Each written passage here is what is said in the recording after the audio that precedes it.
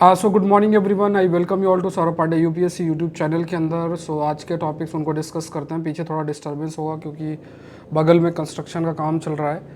बड़ा मुश्किल होगा रिकॉर्ड कर पाना, but still we will continue. तो यहाँ पे India Qatar elevate bilateral relationship to strategic partnership. So we have reached to a strategic partnership scenario. तो ये डिस्कस करेंगे। आईआर का एक महत्वपूर्ण टॉपिक है। India pioneering biannual transparency report, BTR report जिसे बोलते हैं। यह एनवायरनमेंट का बहुत महत्वपूर्ण टॉपिक है। अर्थक्वेक स्टॉर्म क्या है, ये एक टॉपिक आपका ज्योग्राफी का बन जाता है। नासा का चंद्र एक्सरे ऑब्जर्वेटरी एक टॉपिक है। NGC 602 ये एक टॉपिक आपका बन जाता है। Earthquake preparedness in wake of Turkey and Syria catastrophe, तो ये मतलब डिजास्टर मैनेजमेंट GS पेपर 3 के अंदर टॉपिक है। Rarest of rare doctrine polity का एक महत्वपूर्ण टॉपिक है। तो ये सारे टॉपिक्स हम लोग डिस्कस करेंगे। और फिर जो मैं मेंस का क्वेश्चन आपको देता हूँ, the application of judicial discretion in the context of capital punishment has far reaching consequences, ये आपको लिखना है। 10 नंबर पे लिखना, आप लोग जरूर से लिखें। अपने आंसर इवेल्युएशन के लिए you can be part of आकलन प्लस, जहाँ पे आप अपने आंसर्स को अपलोड कर सकते हैं और आपका आंसर का इवेल्युएशन होगा। कोई क्वेरी है तो इस नंबर पर आप मुझे मैसेज कर सकते हैं। इस नंबर पे प्रीलिम्स से रिलेटेड अभी जो फिलहाल कोर्स एक्टिव है, एक तो कंप्लीट क्रैश कोर्स है प्रीलिम्स के लिए, जिसमें पूरा स्टैटिक और 2 इयर्स करंट अफेयर्स है। PT 730 है। उसका टेस्ट सीरीज भी है। और साइंस और टेक और जनरल साइंस का कोर्स है। और पॉलिटी और गवर्नेंस का कोर्स है। क्रैश कोर्स के अंदर सब कुछ इंक्लूडेड है, बट अगर आप स्पेसिफिकली इनसे जुड़ना चाहते हैं तो जुड़ सकते हैं। कोड यूज़ करना है, दैट इज़ UPSC लाइव, ये कोड यूज़ कर सकता है। तो जो भी आपका ऑफर होगा वो आप आपको अवेलेबल हो जाएगा। Download this app, that is Saurabh Pandey CSE app, या वेबसाइट आप विजिट कर लो saurabpandeyupsc.com वेबसाइट।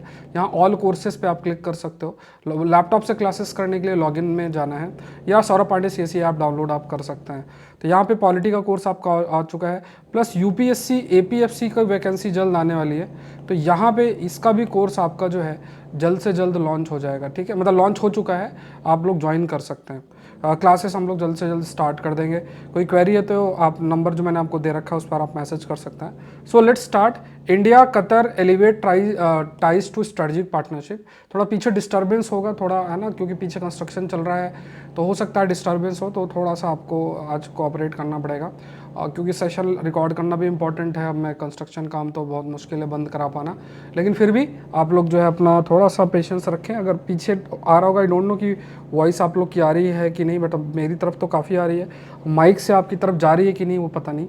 तो यहाँ पे देखते हैं, India Qatar elevate bilateral relationship to strategic partnership. तो इंडिया का जो प्रेजेंस है वेस्ट एशिया के अंदर, वो हम लोग काफ़ी इंक्रीज़ करने का प्रयास कर रहे हैं। और यहाँ पे जो बायलैटरल टाइज हम स्ट्रेटजिक पार्टनरशिप की तरफ जा रहे हैं। और अभी जैसे कतर के जो कतरी अमीर है शेख तमीम बिन हमद अल थानी, जो है वो भारत को विजिट भी किए हैं। कई सारे डिफरेंट एरियाज़ में हमने डिस्कशन किया है। ट्रेड, इन्वेस्टमेंट, सिक्योरिटी जैसी चीज़ों पे हमने डिस्कशन किया है। इंडिया का जो कतर रिलेशनशिप है वो आप कह सकते हैं कि काफ़ी सारा कोऑपरेशन और कई लेवल पे हम लोग आगे बढ़ रहे हैं। और ये भी आपको ध्यान में रखना है कि ख़ास तौर से वेस्ट एशिया भी अपने जो मतलब इकोनॉमिक एक्टिविटीज़ उसको काफ़ी अधिक एक्सपैंड करना चाहता है। इकोनॉमिक एक्टिविटी लेवल पे वो काफ़ी एक्सपैंड अपने आप को करना चाहता है। वो अल्टरनेटिव जो है वो जनरेट करना चाहता है कहीं ना कहीं, और उस पर हम लोग काफ़ी मदद कर सकते हैं। और हमारे लिए भी ठीक है, वेस्ट एशिया के अंदर प्रेजेंस हम अपना इंक्रीज़ करते हैं तो हमारे लिए भी ठीक है। सो इंडिया ने स्ट्रेटजिक पार्टनरशिप की बात की, तो दोनों नेशन ने अपना जो बायलैटरल ट्रेड है उसको बढ़ाने की बात की है। उसके बाद फ्री ट्रेड एग्रीमेंट की तरफ हम जो है जाने का प्रयास करेंगे। फ्री ट्रेड मतलब जहाँ पे दोनों देशों से जो प्रोडक्ट एक्सपोर्ट इंपोर्ट जो भी होते हैं, तो एक्सपोर्ट अगर वो हमें करते हैं हम उन्हें करते हैं, तो व्यापार बहुत ही ऐसा रहे कि जिसमें ज़्यादा किसी भी प्रकार का ऐसा टैरिफ नॉन टैरिफ बैरियर्स ना लगे, या बहुत ज़्यादा ऐसे टैक्स और ये सब इम्पोज ना किए जाए। सो पार्टनरशिप जो सिक्योरिटी कोऑपरेशन में कई सारे एरियाज़ में जैसे हम कोऑपरेट करें, मैरीटाइम ट्रेड अगर हो रहा है समुद्री रास्ते से, तो कैसे हम आपस में कोऑपरेट कर सकते हैं। फिर जो रीजनल सिक्योरिटी मैटर्स है उन पर हम कोलैबोरेट करें। फिर उसके बाद कई areas double taxation avoidance treaty जो है, जहाँ जैसे मान लो कोई चीज़ है और उस पर अगर एक देश पर टैक्स है तो दूसरे देश में टैक्स उस पर इम्पोज ना हो, तो इस डायरेक्शन में भी हम काम करेंगे, जिसे डबल टैक्सेशन अवॉइडेंस एग्रीमेंट भी बोलते हैं। फिर फर्दर कई लेवल पे जैसे 2 state solution, Israel Palestine issue के लिए 2 स्टेट सॉल्यूशन भारत ने रखा है। कि जो फ़लस्तीन है उसको भी स्पेस जो है मिलना चाहिए। का जो पार्टनरशिप है कतर के साथ, इससे कहीं ना कहीं मिडिल ईस्ट का जो रीजन है वहाँ पे भी जो डिप्लोमेटिक पोजीशन है वो इम्प्रूव होंगी। कतर एक इम्पॉर्टेंट प्लेयर भी है उस रीजन के, जो रीजनल डिप्लोमेसी है, कूटनीति जो रीजनल लेवल पे है, तो और ख़ासतौर से इजराइल फ़लस्तीन क्राइसिस के रिजोल्यूशन में भी आप कह सकते हैं कि उसमें भी एक रोल रहता है कतर का। और कहीं ना कहीं दो टू नेशन सॉल्यूशंस की तरफ जाना चाहेंगे। तो इसमें ऐसा नहीं कि बहुत ज़्यादा डाइवर्जेंस ऑफ ओपिनियन हो या different set of opinion India और कतर का हो, तो वो चीज़ भी मतलब एक कन्वर्जेंस पॉइंट तक रीच हो सकता है। दोनों देश के बीच में जो कोऑपरेशन है वो आपका बढ़ सकता है। फिर जो रीजनल पॉलिटिक्स है, ये जो पार्टनरशिप है अगर देखा जाए तो it may also alter the regional politics. मतलब दोनों नेशंस हैं, they can act as a mediator. जो ऑन गोइंग टेंशन है वेस्ट एशिया के अंदर, इसराइल फ़लस्तीन उसमें एक मीडिएटर का काम के रूप में भी जो है कर सकता है। एंटिसिपेटेड ग्रोथ है, दोनों ने अपने ट्रेड इन्वेस्टमेंट को बढ़ाने की बात की है। दोनों देशों ने कोशिश की है कि बहुत सारे एरियाज जैसे एनर्जी, फाइनेंस, रिटेल जैसे एरियाज़ के अंदर जो है पार्टिसिपेट करना, एक दूसरे के यहाँ पे इन्वेस्ट करना, व्यापार बढ़ाना, और इससे जो इकोनॉमिक ग्रोथ है वो आपका अचीव हो। जो ऑनगोइंग कन्फ्लिक्ट है रीजन के अंदर, इसमें भी कई प्रकार के चैलेंजेस हैं, जैसे स्टेबिलिटी और इफेक्टिवनेस ऑफ द पार्टनरशिप की अगर हम बात करें तो रीजनल जो इंस्टेबिलिटी है उसको दूर करने में प्रयास रहेगा। क्योंकि अगर कतर को भी है कि उसे इन्वॉल्व होना है तो उसे भी पता है इस बारे में कि अगर वो ज़्यादा ऐसी चीज़ों को, मान लो इसराइल फ़लस्तीन या किसी भी प्रकार का कन्फ्लिक्ट होता है या कहीं भी रेडिकलाइजेशन जैसी स्थिति आती है, तो कहीं वहाँ पे इकोनॉमिक एक्टिविटी नहीं हो पाएगी। और उन्हें जो alternate source of economic activity generate करना है, क्योंकि पहले के टाइम पे ठीक है ऑयल बेचा और आपने पैसा कमा लिया, बट ये स्थिति हमेशा बनी नहीं रहेगी। तो उन्हें अल्टरनेटिव जो है इकोनॉमिक एक्टिविटी जनरेट करना पड़ेगा, और उसके लिए पीस प्रॉस्पेरिटी बहुत मैटर करता है। कन्फ्लिक्ट की स्थिति दूर करके कोऑपरेशन की स्थिति जो है वो लेकर आना है, और इसके लिए दोनों देश जो है प्रयास करेंगे कि रीजनल स्टेबिलिटी लेकर आया जाए और रीजनल इनस्टेबिलिटी से को ख़त्म किया जाए। फिर भारत के डायस्पोरा का भी एक बहुत महत्वपूर्ण रोल है। हमारी बहुत बड़ी वर्कफोर्स वहाँ काम करती है, तो ये है कि बहुत सारा रेमिटेंसेस हमारे पास आता है, तो वहाँ जो लोग रहते हैं उनका प्रॉपर सामाजिक सुरक्षा, सोशल सिक्योरिटी जैसी चीज़ों का ध्यान में रखना, इंडियंस का प्रॉपर रिस्पेक्ट हो, उनके राइट्स का रिस्पेक्ट हो, तो इस चीज़ पर भी भारत और कतर जो है एक तरीके से साथ आ सकते हैं। और इंडिया भी जो हमारी डायस्पोरा कम्युनिटी है उसको, उसके माध्यम से भी हम अपने जो प्रेजेंस इस रीजन के अंदर बढ़ा सकते हैं। तो ये है रिवीजन के लिए मैंने इंक्लूड किया हुआ है, तो ये आप देख लेना फटाफट, ये जो क्वेश्चनर फॉर्मेट में है। आई होप पीछे डिस्टर्बेंस बहुत ही ज़्यादा है, आई डोंट नो कि आप लोगों को किस टाइप से आवाज़ आ रही है, बट मेरी तरफ बहुत ज़्यादा आ रही है। बट थोड़ा सेशन में आप लोग ध्यान रखना। और मैंने बता देता हूँ कि आपको यूपीएससी एपीएफसी का एग्ज़ाम जल्द होने वाला है, मतलब वैकेंसी आ जाएंगी मोस्ट प्रोबेबली, शायद मार्च तक में आ जाएंगी, और विद इन 3-4 मंथ्स के अंदर आपका एग्ज़ाम हो जाएगा। तो वो बहुत इंपॉर्टेंट वैकेंसी है यूपीएससी एपीएफसी। तो मैंने वो कोर्स लॉन्च कर दिया है, ज़्यादा प्राइस नहीं है, 1700-1800 प्राइस है। उसके अंदर पूरा का पूरा सिलेबस आपका ऑलमोस्ट कवर्ड है, जिसमें वीडियो लेक्चर्स भी होंगे और साथ में आपके नोट्स भी होंगे। तो आप लोग उसको जोड़ लेना, और उसको जैसे आपको लेक्चर्स 1 मार्च से मिलना स्टार्ट हो जाएंगे, तो आप उसको जुड़ना और लेक्चर जो जो आपको मिल रहा है उनको कंप्लीट करते जाना। हर चीज़ उसमें कवर्ड है, जो कि मैं आपको अलग से वीडियो में भी बता दूंगा। चलिए यहाँ पे देखते हैं ग्रीन हाउस गैस इन्वेंट्री। तो इंडिया ने प्रिपेयर किया है to submit updated greenhouse gas inventory to UN. तो इंट्रोडक्शन टू इंडियन बीटीआर, तो यहाँ पे आपका बाई एनुअल ट्रांसपेरेंसी रिपोर्ट है। तो इंडिया ने, आप कह सकते हैं कि हमने अपना पहला बाई एनुअल ट्रांसपेरेंसी रिपोर्ट रखा, जैसे मतलब इसका ये है कि हमने पेरिस एग्रीमेंट में हमने कुछ प्रोमिसेस किए हैं, नेशनल डिटरमाइंड कंट्रीब्यूशन सामने रखा है। मतलब हमने कहा है कि हम किस तरीके से कार्बन न्यूट्रलिटी की तरफ जाएंगे, कार्बन एमिशन कैसे रिड्यूस करेंगे, नॉन फॉसिल फ्यूल सोर्सेस के माध्यम से हम किस टाइप से जो एनर्जी प्रोड्यूस करेंगे, तो वो उसमें हमारा क्या प्रोग्रेस है। तो ये इंडिया का जो ग्रीन हाउस गैस एमिशन है उसमें ओवरव्यू पूरा प्रोवाइड करता है कि हमारी जो एनवायरमेंट पॉलिसीज़ हैं हमने ली हैं उसका क्या इम्पैक्ट रहा है। साथ में एनर्जी एफिशिएंसी की, एनर्जी का प्रॉपर यूटिलाइजेशन विदाउट वेस्टेज हमने कैसे किया है, रिन्यूएबल एनर्जी की तरफ हमने ट्रांजिशन कैसे किया है। तो ये सब चीज़ें इस रिपोर्ट के अंदर आपकी है। सिग्निफिकेंस इस रिपोर्ट का यही है कि हम ट्रांसपेरेंसी की तरफ जाना चाहते हैं। दूसरा, जो फोर्थ कमिंग बीटीआर है ये एक महत्वपूर्ण रोल प्ले कर सकता है, जो कि आप कह सकते हैं है कि भारत का क्लाइमेट चेंज के प्रति क्या एक रवैया रहा है। तो इस रिपोर्ट में काफ़ी चीज़ें हाईलाइट होंगी, और ये जो रिपोर्ट डिटेल में आएगी तब हम लोग डिस्कस भी करेंगे। Green house gas emission inventory report के अंदर ये भी है कि कई डिफरेंट जो सेक्टर्स हैं उसमें उनमें हमने क्या चेंजेस किए हैं, उनसे जो कार्बन एमिशंस किस तरीके से हो रहा है, ग्रीन हाउस गैस का एमिशन कैसा है, क्या स्थिति है, ओवरऑल एनवायरमेंट इम्पैक्ट कैसा है। फिर ये मेजर जो कंट्रीब्यूटर एमिशंस के अंदर यहाँ पे के की सेक्टर्स है, तो कि जो मेजर कंट्रीब्यूटर है मिशन के अंदर क्या है और हमने क्या पॉलिसी इंटरवेंशन किया है, रिन्यूएबल एनर्जी या रिन्यूएबल सोर्सेज को हम कैसे प्रमोट करना चाहते हैं, एनर्जी एफिशिएंसी जो है वो हम कैसे लेकर आना चाहते हैं, इन्हांस कैसे करेंगे जो एनर्जी एफिशिएंसी है। तो ये बीटीआर रिपोर्ट के अंदर है। टेक्निकल रिव्यू, तो जो यहाँ पे आप कह सकते हैं कि टेक्निकल रिव्यू प्रोसेस, तो रोल ऑफ यूनाइटेड नेशन जो आपका framework convention on climate change है उसके जो एक्सपर्ट्स हैं, तो यहाँ पे जो रिपोर्ट रहेगी तो ये जो इसके एक्सपर्ट्स होंगे वो भी इस चीज़ को देखेंगे और वैलिडेट करेंगे कि हाँ ये कदम उठाए गए हैं, इसका ये इम्पैक्ट आपका रहा है। इससे आप कह सकते हैं कि कहीं ना कहीं इंडिया की जो क्रेडिबिलिटी है इंडिया की रिपोर्ट की वो भी बहुत अधिक बढ़ेगी और दूसरे देश भी इससे प्रेरित होंगे कि हाँ भारत ने एनवायरनमेंट के प्रति ये कदम उठाए हैं और क्योंकि इंडिया ने उठाए हैं तो हम भी उठा सकता है, तो इस डायरेक्शन में जाएंगे।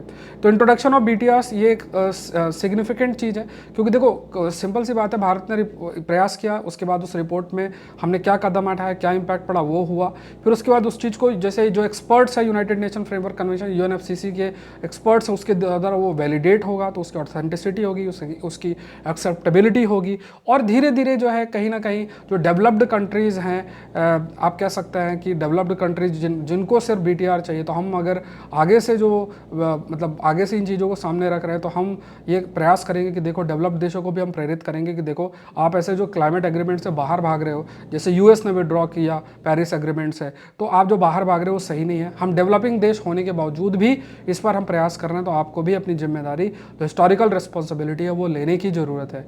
तो ये एक बहुत इंपॉर्टेंट चीज़ है और भारत का एक इन्फ्लुएंस भी बढ़ेगा, रिसोर्स कैसे एलोकेट करना है, क्लाइमेट स्ट्रेटजीज पर जो भारत का से है, क्योंकि आप जब किसी चीज़ की जिम्मेदारी लेते हो और पहले खुद करके उन चीज़ों को दिखाते हो तो उसमें आप कह सकते हैं वी कैन से कि उसमें जो आपका से है वो भी फर्दर आपका इंक्रीज होता है। नेक्स्ट देखते हैं, एक टर्म होता है दैट इज़ अर्थक्वेक स्वार्म।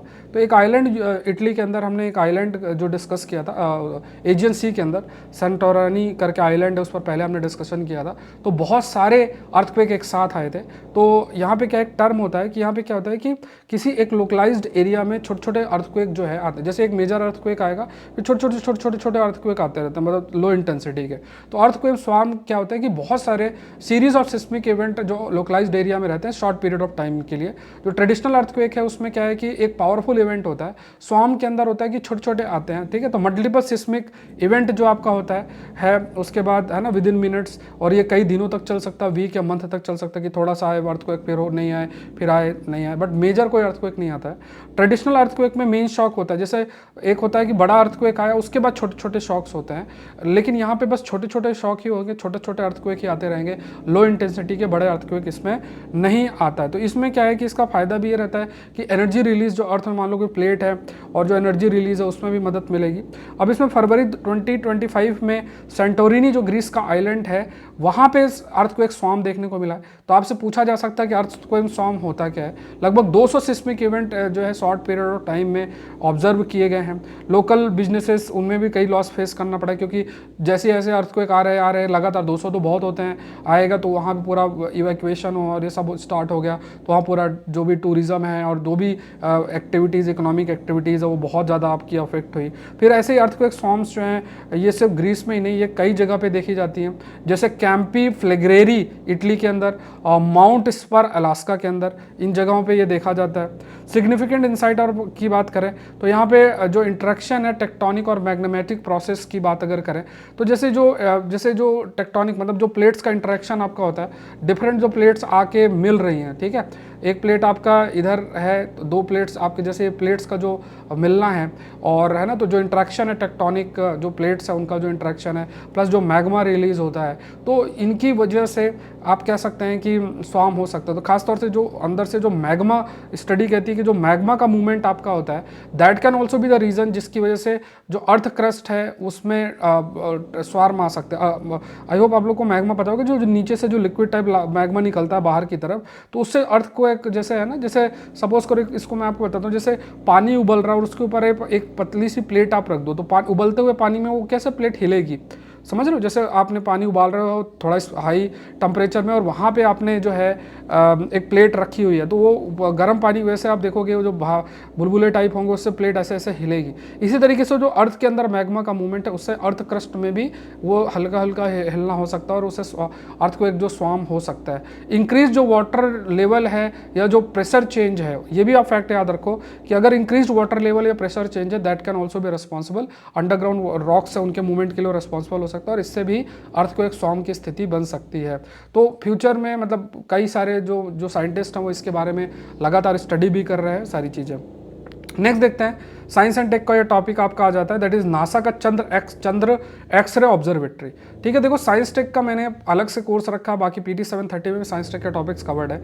आप में से कई लोग का एक रहता है कि सर जो है आप ना शॉर्ट में करा दो और शॉर्ट में हो जाएगा। देखो शॉर्ट में मैं आपको कंटेंट दे दूंगा बट उससे कुछ नहीं आने वाला है, पूरा जो कवरेज होगा मैं आपको लेक्चर दे दूंगा आपका, मतलब जैसे साइंस टेक में भी मैं लगभग काफ़ी सारे लेक्चर्स अपलोड हो चुके हैं, PT 730 जो है उसमें भी बहुत सारे लेक्चर्स आपके अपलोड हो चुके हैं। तो क्योंकि इतने सारे लेक्चर्स आपके अपलोडेड हैं तो जैसे 25 के आसपास PT 730 में है, लगभग 13-14 लेक्चर्स साइंस टेक के को उसमें आ गए हैं, प्लस PDF और ये सब भी इंक्लूडेड है।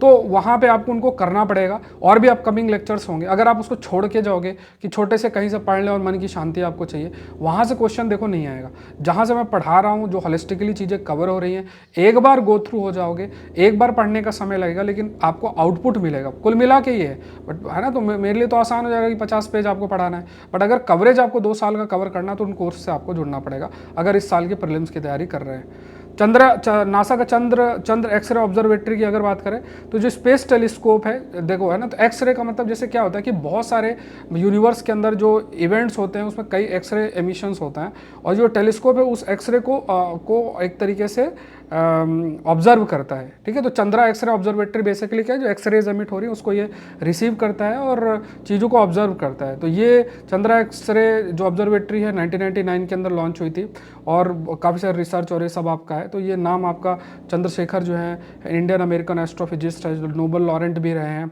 उनके नाम पर है। और ये एलिप्टिकल ऑर्बिट अराउंड अर्थ उसके चारों तरफ आपको घूम रहा है। इसमें कई चीज़ें हैं, मतलब ब्लैक होल की स्टडी, सुपरनोवा और इन सब को स्टडी करना, ये एक्सरे को डिटेक्ट कर सकता है। जैसे मान लो गैलेक्सी, कई सारी गैलेक्सी एक साथ है, गैलेक्सी क्लस्टर है, वहाँ से जो एक्सरे डिटेक्ट हो सकता है तो उसको देखा जा सकता है। तो Chandra x-ray observatory black hole, supernova, galaxy formation, hot gas, remnant of exploded stars, ये सारी चीज़ें जो है इनको ऑब्जर्व करने के लिए हेल्प कर सकता है। फिर देखते हैं NGC 602। तो NGC 602 ये क्या है, एक स्टार का क्लस्टर है।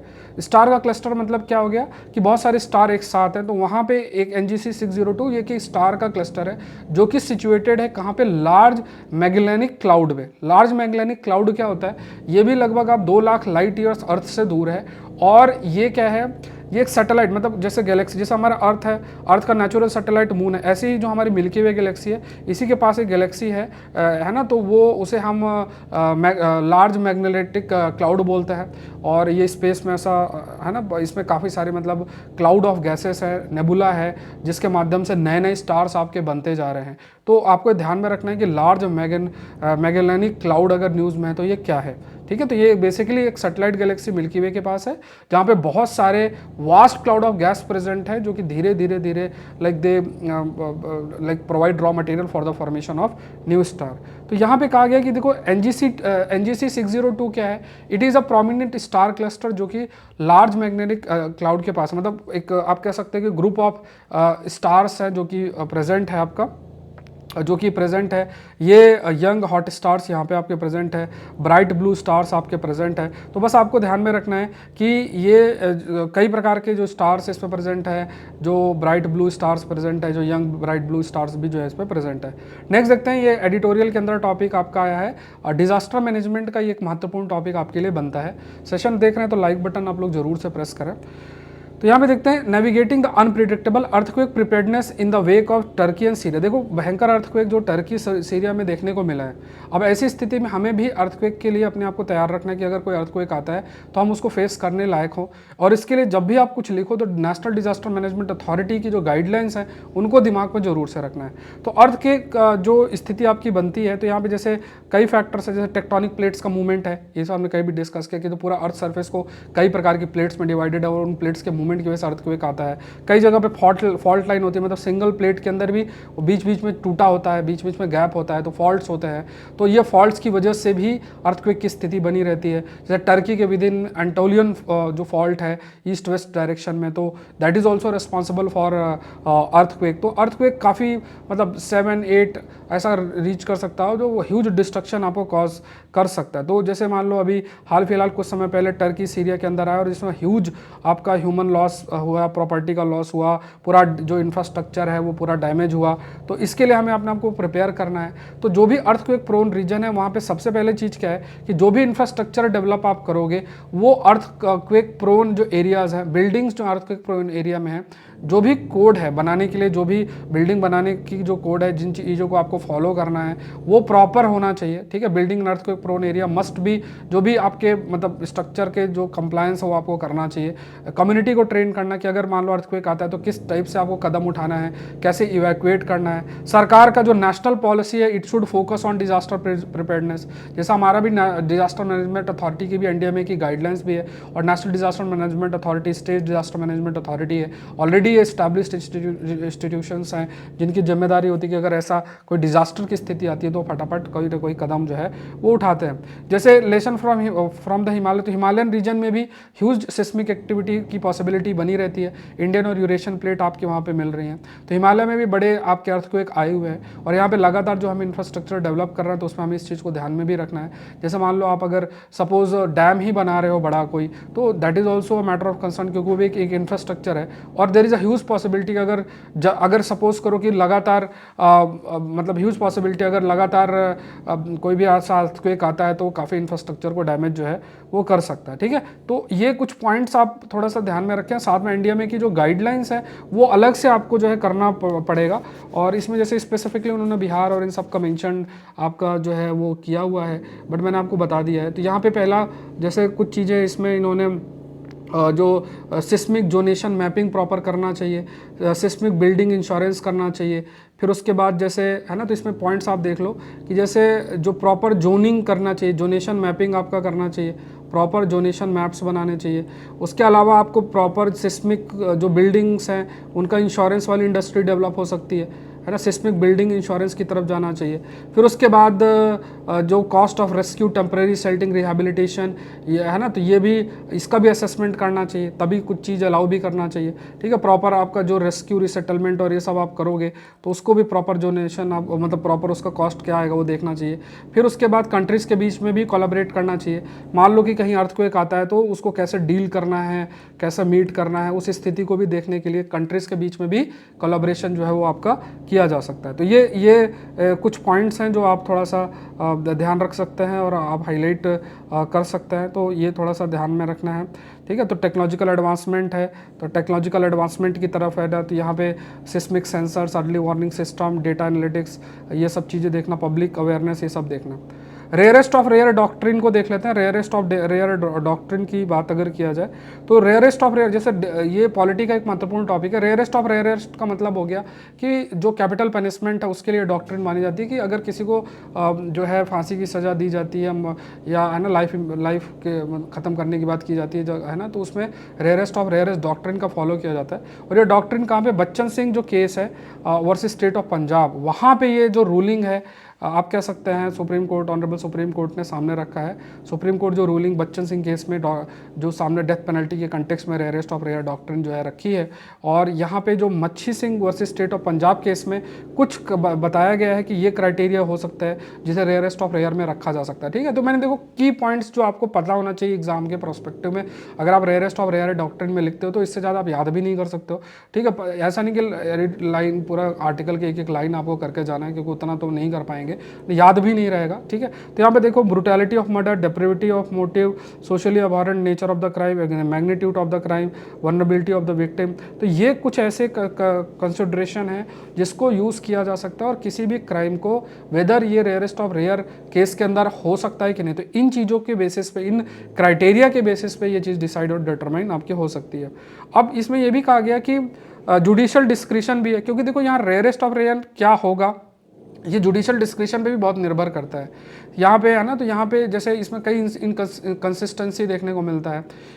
एक स्टैंडर्डाइज जो गाइडलाइन है वो ज़रूरी है, जिससे कि आर्बिट्रेरी अपने मन से जो है ना हो कि अपने मन से ही चीज़ों का इंटरप्रिटेशन किया जा रहा है।